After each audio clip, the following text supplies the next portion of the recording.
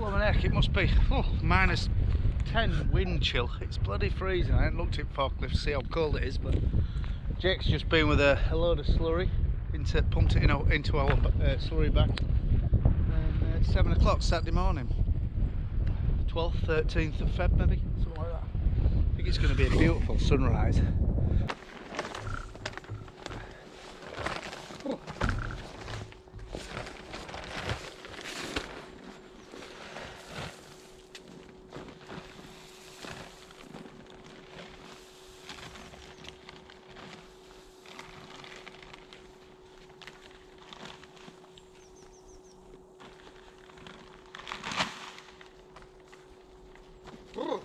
First job, feed alpacas.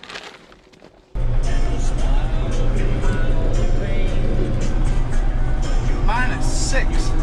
Flash a sharp this morning. Brilliant tune on wireless.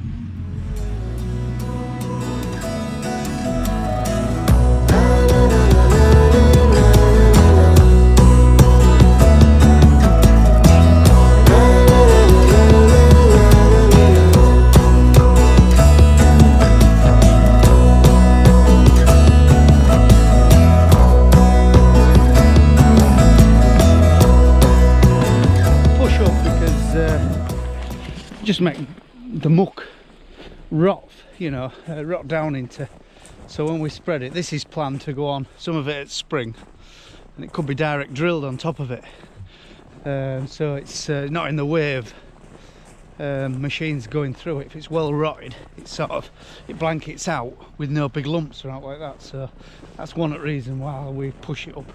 And also some of it's got to export it to another farm. So we put it here because it's the only place we can tip muck at the moment. It's that wet. And sort of hopefully May, June time, when before harvest and we've got a bit of time and days are long, we'll lead it with trailers to other farms on heavier land and see if we can get some muck on farms away from farm, you see.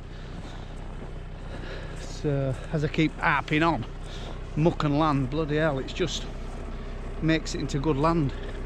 Cause a bit of steam, it must look impressive front road. Looks like there's a fire. Now the sun's come up, it's -9. So anything what isn't protected by like sprayers or engines, we know antifreezing, bloody hell. There's a risk of damage this morning. I don't think there'll be any water at farm. Well, I think we'll have to give cattle and pigs some water by IVCs, and I'm sure it'll be frozen. What are you doing? Ah, dear. Playing with a straw bedder we've bought at a sale. I'm not a fan myself of them, but we'll see how this one goes. Oliver loves them. Oh, got it slipping.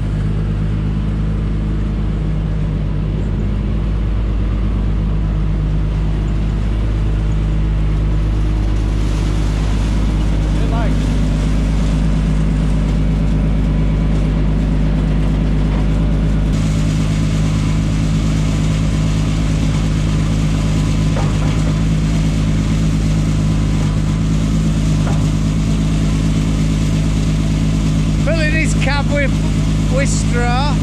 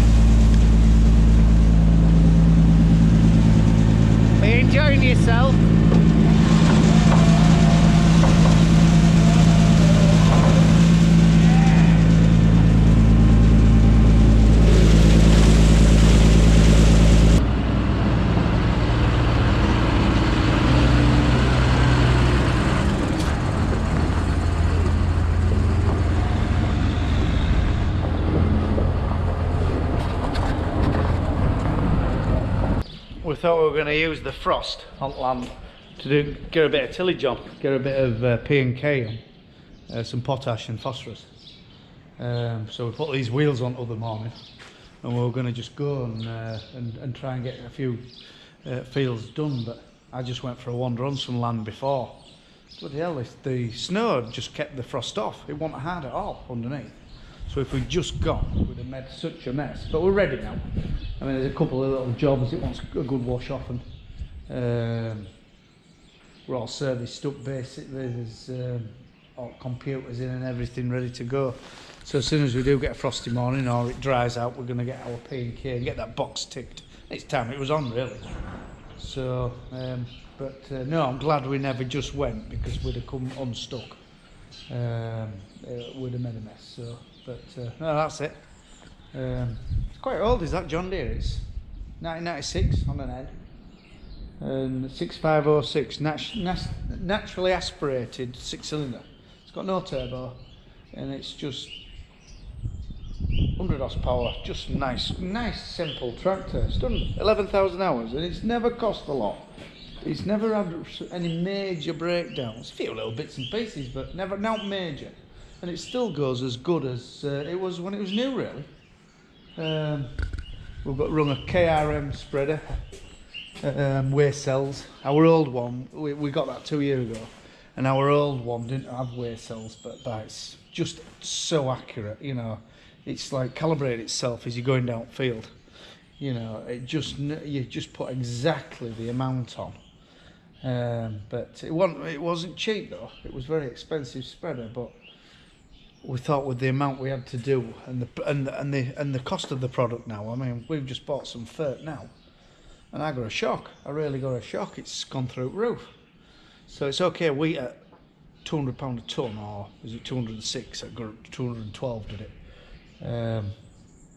But yeah, we're having a good do with wheat. Well, not that we had a massive pile, but everything else is going up. So you know, taking it off you, having a good do one way, and then other way, it's costing more to bloody grow the stuff. So, but but that's what we thought. With the price of the product, we'll get a real good, accurate spreader. Because our old one, it was just set it by the book, and it was a little bit guesswork. It really was. Sometimes we were getting too much, too little, and you know, I just wanted to be a little bit more precise. So we treated ourselves to a brand new one, and yeah, I thought we were just overspending a little bit, but no, it's turned out it was a good investment, like, because it's so accurate. Real good spreader. A lot of people don't like them, but I think they're a real good spread pattern. Yeah, they do beat the product up a bit, as in dust.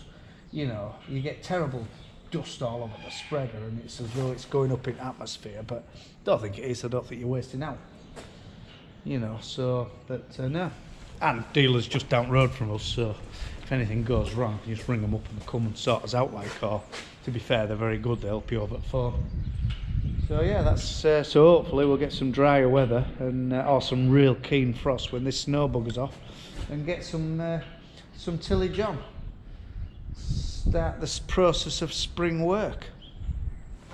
If you like these videos, tick and subscribe, and we're going to do one a week, or well, every 10 days, and have a mixed farm in East Yorkshire. So now to flash, run old stuff, you know, a lot going on, you know, all sorts of bits and pieces going on. So if you're interested, as I said, tick and subscribe.